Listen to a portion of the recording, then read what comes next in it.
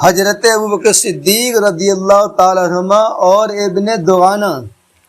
حضرت ابوبکر صدیق رضی اللہ تعالیٰ عنہ نے بھی جسیہ کی طرف ہجرت کی، مگر جب آپ مقام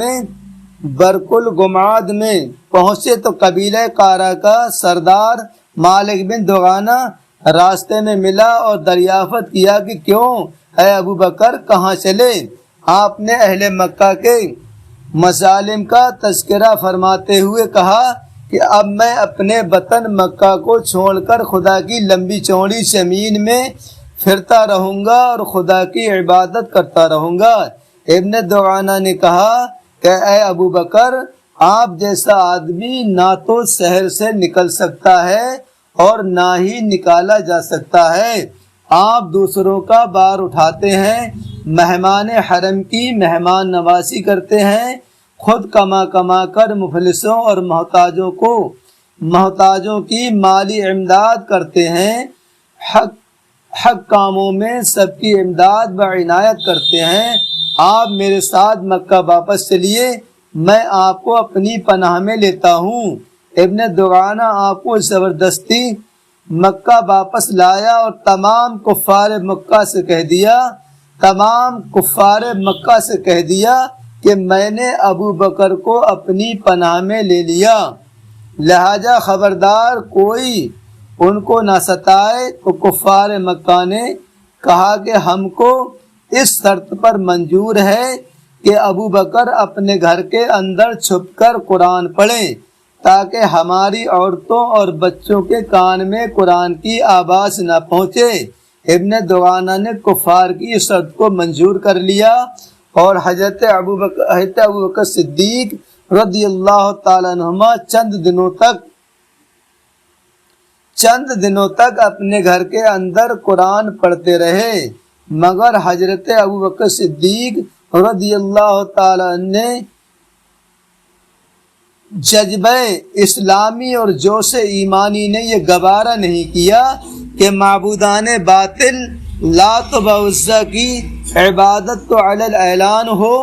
اور معبود برحق یعنی اللہ تعالیٰ کی عبادت گھر کے اندر چھپ کر کی جائے۔ چنانچہ آپ نے گھر کے باہر اپنے صحن میں ایک مسجد بنا لی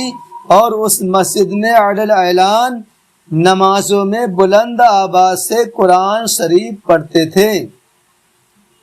اور کفار مکہ کی عورتیں اور ان کے بچے بھیڑ لگا کر قرآن سننے لگے۔ یہ منظر دیکھ کر کفار مکہ نے ابن دغانہ کو مکہ بلایا اور شکایت کی کہ ابو بکر گھر کے باہر قرآن پڑھتے ہیں، جس کو سننے کے لیے ان کے ارد گرد ہماری عورتیں اور بچوں کا میلہ لگ جاتا ہے۔ اس سے ہم کو بڑی تکلیف ہوتی ہے، لہذا تم ان سے کہہ دو کہ یا تو وہ گھر میں قرآن پڑھیں ورنہ تم اپنی پناہ کی ذمہ داری سے دستبردار ہو جاؤ۔ چنانچہ ابن دغانہ نے حضرت ابوبکر صدیق رضی اللہ تعالیٰ عنہ سے کہا کہ اے ابو بکر، آپ گھر کے اندر چھپ کر قرآن پڑھیں ورنہ میں اپنی پناہ سے کنارہ کش ہو جاؤں گا۔ اس کے بعد کفار مکہ آپ کو ستائیں گے تو میں اس کا ذمہ دار نہیں ہوں گا۔ یہ سن کر حضرت ابوبکر صدیق رضی اللہ تعالیٰ عنہ نے فرمایا کہ اے ابن دغانہ، تم اپنی پناہ کی ذمہ داری سے الگ ہو جاؤ، مجھے اللہ تعالیٰ کی پناہ کافی ہے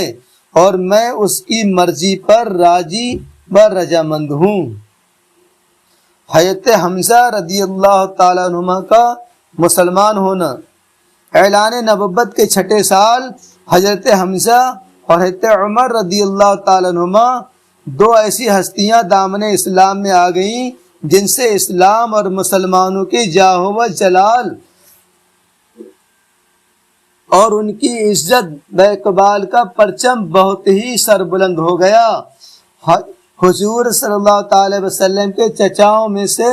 حضرت حمزہ رضی اللہ تعالیٰ عنہ آپ سے بڑی بالہانہ محبت تھی اور صرف 2 یا 3 سال حضور صلی اللہ تعالی وسلم سے عمر میں زیادہ تھے، اور چونکہ انہوں نے بھی حضرت صوبیہ کا دودھ پیا تھا، اس لیے حضور صلی اللہ تعالی وسلم کے رجائی بھائی بھی تھے۔ حضرت حمزہ رضی اللہ تعالیٰ عنہ بھی بہت ہی طاقتور اور بہادر تھے اور شکار کے بہت ہی شوقین تھے۔ روزانہ صبح سویرے تیر کمان لے کر گھر سے نکل جاتے تھے اور شام کو شکار سے واپس لوٹ کر حرم کعبہ میں جاتے، خانہ کعبہ کا طواف کرتے اور قریش کے سرداروں کی مجلس میں کچھ دیر بیٹھا کرتے تھے۔ ایک دن حسب معمول شکار سے واپس لوٹے تو ابن جدعان کی لونڈی اور خود ان کی بہن حضرت بی بی صفیہ رضی اللہ تعالی عنہا نے ان کو بتایا کہ آج ابو جہل نے کس طرح تمہارے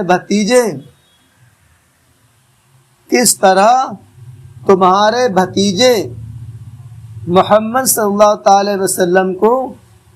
گالیاں دیں اور بے ادبی کی۔ یہ سن کر مارے غصے سے حضرت حمزہ رضی اللہ تعالیٰ عنہ کا خون کھولنے لگا۔ ایک دم تیر کمان لیے ہوئے مسجد حرام میں پہنچ گئے اور اپنی کمان سے ابو جہل کے سر پر اس زور سے مارا کہ اس کا سر پھٹ گیا اور کہا